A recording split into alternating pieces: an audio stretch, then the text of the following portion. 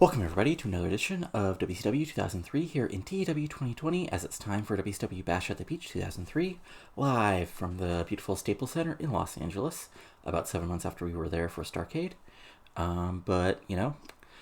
It's time to get on with the pay-per-view, but before we do that, just one last reminder. I've got the link in the description below for the mid-year awards. Thanks for everybody who has voted so far, and I'll have the actual results for the at the first show for what's the word I'm looking for here? I'll go over the results basically at the post Bash at the Beach Nitro. But if you enjoyed the series so far, go and give what you like, what you haven't liked, and comment in the vote and then comment and do all that fun stuff. Anyway, onto the actual pay-per-view. So we start with a pre-show bout that had terrible wrestling and non-existent crowd heat, as Jordan Cole defeated Celine Cartier, Gail Kim, and Beth Phoenix in 9:53. When Cole pinned Gail Kim, this gets a 58. Phoenix gets a 45. Carter gets a 52. Kim gets a 55. Cole gets a 50. I actually had the AI just decide who would win here, and I'm actually kind of surprised Cole won. But regardless, solid match, gets a 58. And then as we move on, so how there are pay-per-view matches announced, and then the bookers figure out they don't have enough time for everything? Yeah, I had my first run-in with that. So, as part of the pre-show match, we had a pre-show match that had terrible wrestling and non-existent crowd heat. Amber O'Neal and the Sin City Rollers defeated Nattie Neidhart and Hart Legacy in 12:04 when Amber O'Neal pinned Nattie Neidhart. Amber O'Neal gets a 55, Reno gets a 61, Cash gets a 60, Teddy gets a 60, Jack Evans gets a 63, Nattie Hart gets a 35. Unfortunately, I just didn't have enough time on the main show to put it on here. But this is a back and forth match. But in the end, Amber O'Neal is able to basically corner Nattie Neidhart and in the middle of the ring, able to get the big pinfall victory and get the win for her heel team. So a big win for the Helms Legacy already tonight. And then we start out with our opening video, which gets an 84.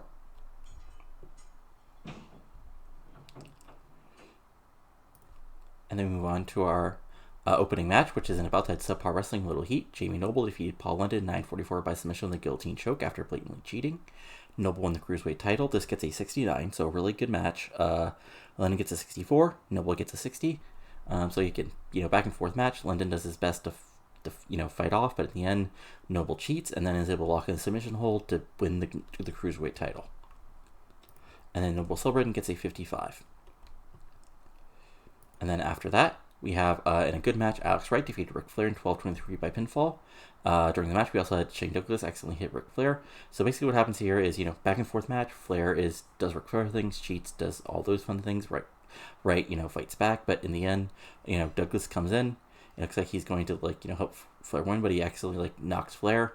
Wright is able to hit his finisher, which I think I've determined is, basically a hammerlock ED type of move.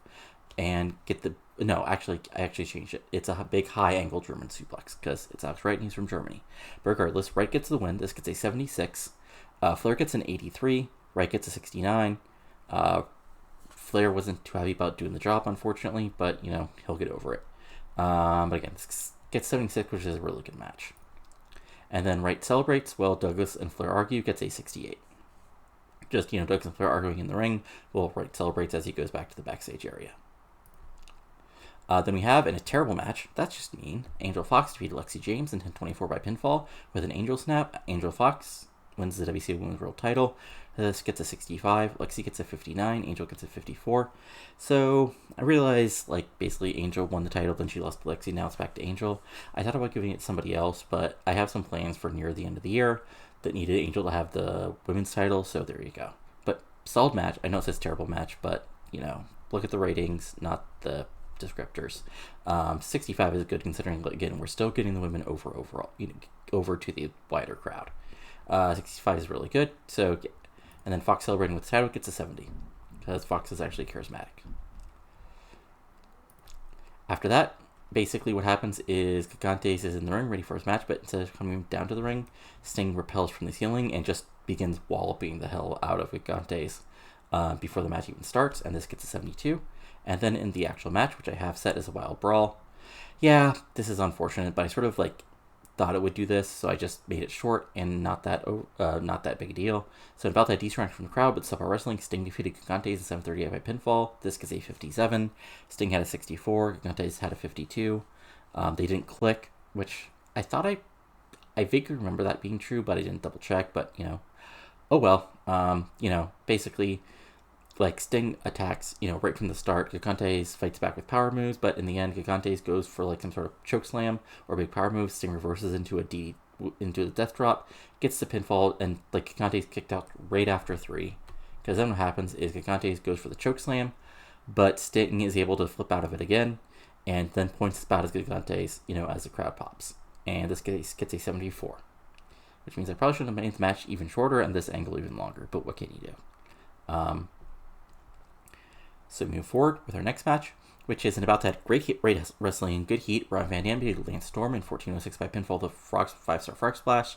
So during the match, we also had Mike Awesome run and attack RVD. So I imagine like after a rough bump, Awesome goes for, hits some sort of big move on RVD, but Lance Storm is still RVD is still able to kick out and then, make the comeback and get the big pinfall victory with the frog splash. This gets an 81 overall. Storm gets a 79 or 78. RVD gets a 90 because he's really leaping over. And yeah. And then RVD celebrates, gets a 71. So in a superb match, Chuck Palumbo defeated Billy Kidman in 12:36 by pinfall, the Palumbo's Pride. So Palumbo gets a 79, Kidman gets an 83, this gets an 81 overall. So, the story of this match is basically April does her best to interfere, and, announcers put over the fact that, before Palumbo would have had backup, before Stacy took her spill. But Palumbo does fight back, eventually, avoiding April's interference, and is able to hit his finisher on Kidman to get the big victory. This gets an 81, like I said. And then we move on to the post match where basically, April tries to run in, Palumbo grabs her, spanks her, because again, this is still 2003, so we're not, that women friendly. We have women's matches, but, there's still women around basically, to show up and be sexy. But this gets a 61, so, just a quick little, segment to pop the crowd. And then we move on to our next match, which is an bout that had fantastic heat and great wrestling. Booker T defeated, crap. Okay, they screwed up the booking here. Well, okay, I'll work with it. Anyway, Booker T from Morningstar 12:39 by countout. This gets an 87. Morningstar got an 80. Booker T got a 79. And they got an 87 despite them not clicking. So now I'm interested to see what actually got. Okay, hot crowd, worker chemistry, all out, amazing babyface, morale. Okay, but anyway, so what I sort of imagine here is like Booker T's just whooping ass, and at the end of the day, like Morningstar like runs away, like basically backs away, and Morningstar, Booker T goes to fight him, but the ref backs him off, and Morningstar gets counted out because as somebody else slips in the ring, as after the match, Lestat comes in and attacks Booker from behind, and then Morningstar rushes back in and joins the 2-on-1 beatdown before WCW officials run in. This gets 76, and this, basically just a little bit of storytelling and a little bit of a, I don't want to say save for Morningstar, but in reality, I don't want to job Morningstar clean, but I don't want to job Booker yet either. So there we go. I finished it. Makes nobody happy, but it continues the story. Sometimes you have to do that in wrestling. This gets 76 overall. And then we go on to about that great wrestling and good heat. Shane Helms defeated Jeff Hardy in 15-7 by pinfall with a super kick following interference from Gigantes. Shane Helms won the U.S. title. So yeah, this gets an 82. Hardy gets a 79. Helms gets an 86. So basically what happens here is, back and forth match. But in the end, Gigantes comes in, interferes against Helms. It's Hardy. That allows Helms to get the super kick and win back his U.S. title. So, as you probably figured out here, I needed a way to be Hardy strong so I didn't win the U.S. title, but I have long-term plans for Helms as U.S. champion, obviously. So this is sort of just a quick back and forth. I don't think it hurts Hardy this much because he still did win the title, and then he only lost the title because Gigantes got involved. But anyway, Helms wins the U.S. title. And then Gigantes went to destroy Hardy, but Sting saves. Again, we still need to, Jeff Hardy's a big babyface, so other babyfaces come and help him. And this gets an 85 because everybody's decently over and charismatic. And hey, this might lead to some stuff. Who knows?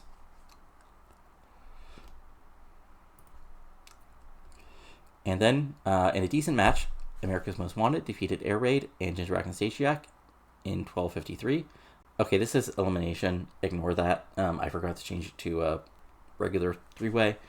Basically, this is what's supposed to happen is, 3-way, just wildness. But in the end, Storm is able to get the big victory over Jindrak and pick up the victory while Air Raid are otherwise indisposed. Air Raid, AMW have won the match, but they still haven't, pinned Air Raid for the again. So AJ Styles gets an 80. Air Paris gets a 77. Sean Statsiak gets a 61. Mark Jindrak gets a 64. James Storm gets 69. And Chris Harris gets a 67. So it's all the stuff. Overall match gets an 81, like I said. And then afterwards, of course, A&W Celebrate, which gets a 64.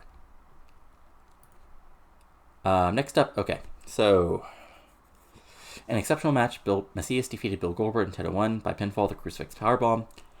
Maybe following interference from Morningstar. So, again, this is, as you see by the link there, this is just a all-out, brawl from the beginning. Big power moves. Just imagine any of, Goldberg's later WWE matches, except slightly longer and slightly better because he's not 50. But this is just, power move, finisher attempts, power move, fighting, brawling, and everything.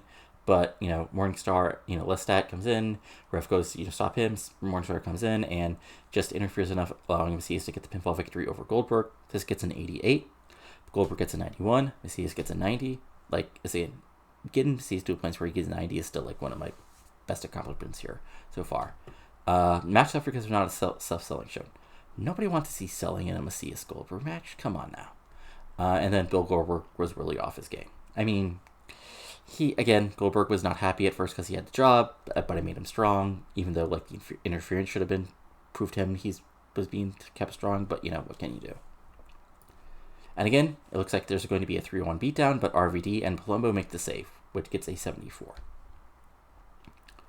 Again, babyfaces are friends. They're good people, so they help other babyfaces. This is not complicated. But anyway, so yeah, 74. So we move on to our next match, which is our Sunday main event. And the match gets an 87. In a bout that super wrestling, great heat. Kanyon defeated Rey Mysterio Jr. in 1950 by pinfall the Flatliner.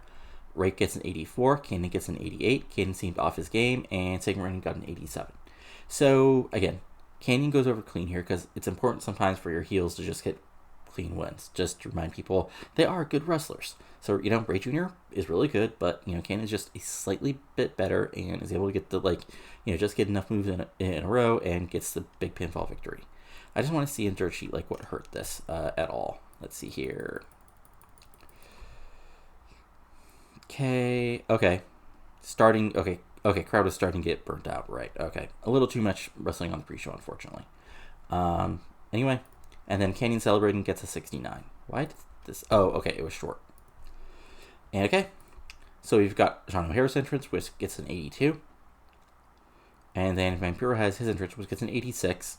And because as part of it, Eric Bischoff comes out and basically has security just throughout the rest of Deadpool. So it's just going to be Vampiro versus O'Hara in the main event here. And so finally, in the main event, it's Vampiro versus Sean O'Hara for the WCW World title. And an 85. Okay.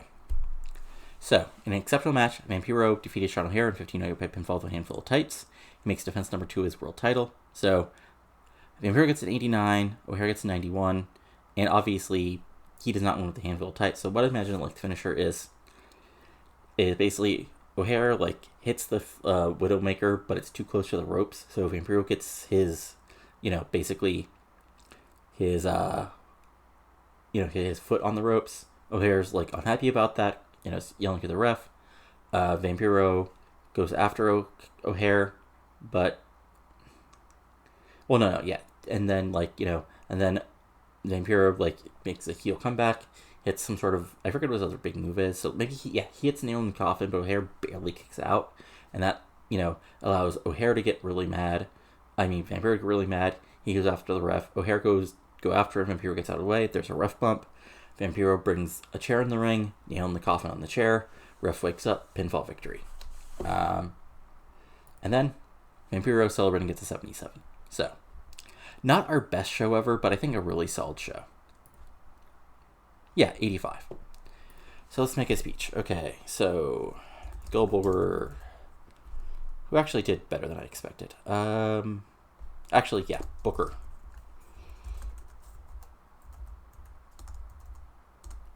And just because he did well in the main event role, there you go.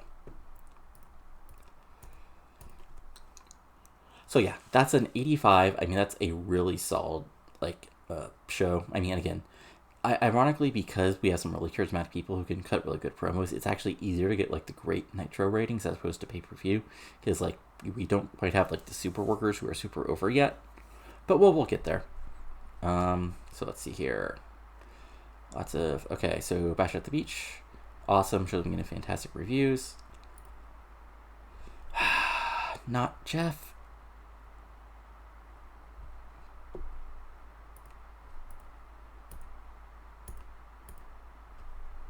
Oh, that is one thing I forgot to bring up to you guys. So, Jeff Hardy. We go to his wrestler? No. We go to his... Yeah. Also, I need to change that. But personal info. He's currently dating Gail Kim. This actually happened before he debuted on screen, so I didn't show it to you guys. But that I just find hilarious. So yeah, let's talk to old Jeff. Hey, Jeff. Okay. Yeah, that's unfortunate. But, it is what it is. Hopefully he won't be that terrible. Anyway, let's look at the mail. Scott Steiner is back. Gave him some vacation time. Sting thinks Amber O'Neal is pretty good in the ring. Tara Taylor thinks Lucky James is turning into a good worker. Were you guys just watching the women's matches? Buy rate was 1.3 and 0.55 rating overall. So not bad. Let's see here.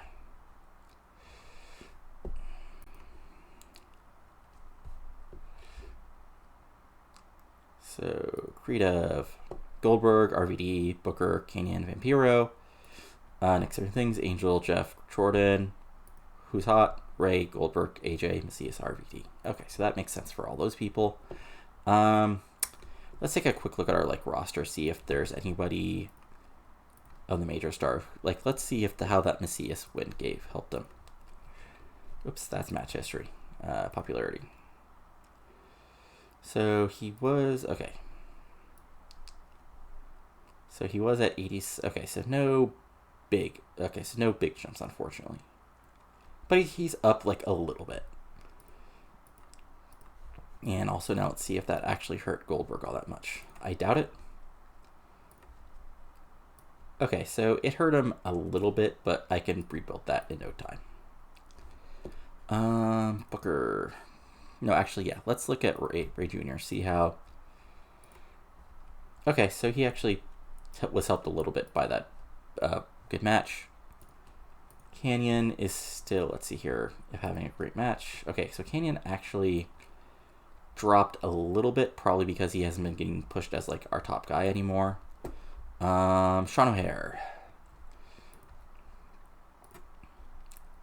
Again, he's really turning into one of our top guys. And of course, Vampiro. Let's see here. Popularity. Yeah, about to say. Sting's back. Okay, let's see here. Is there anybody else who well, actually, let me check out everybody. And then let's check out two people who got sort of big wins. So, Jamie Knoble.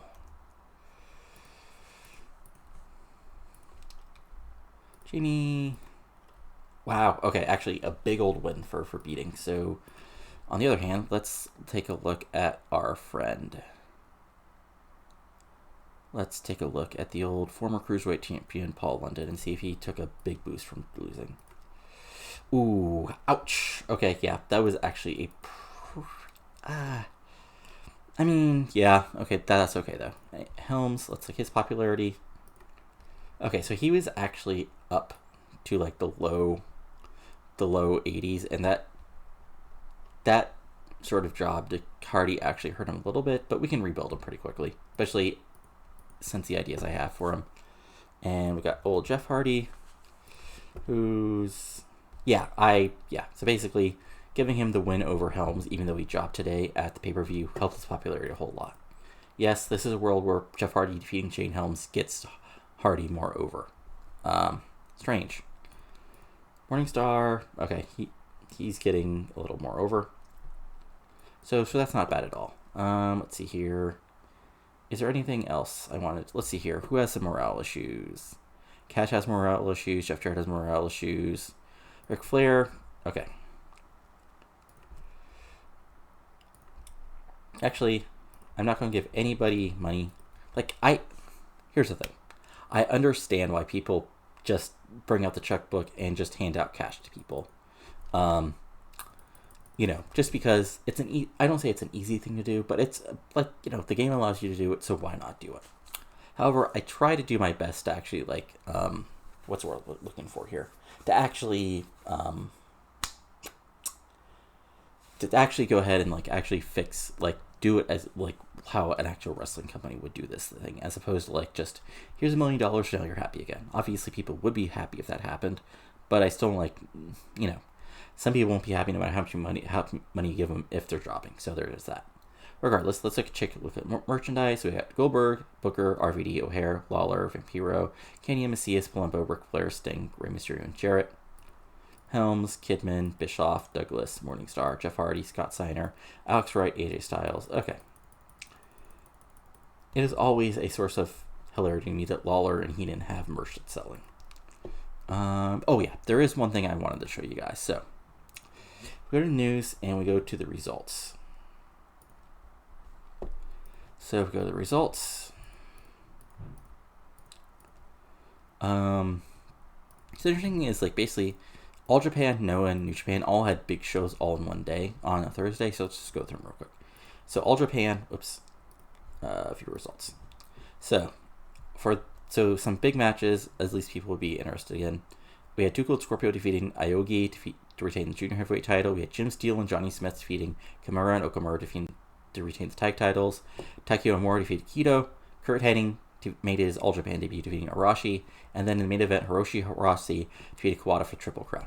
The interesting thing about that is Hase is still the IGW GP champion. So that's interesting. He's getting that big a push. And then for Noah, and the other thing just for All Japan is they picked their booker, and it's sort of basically a random guy.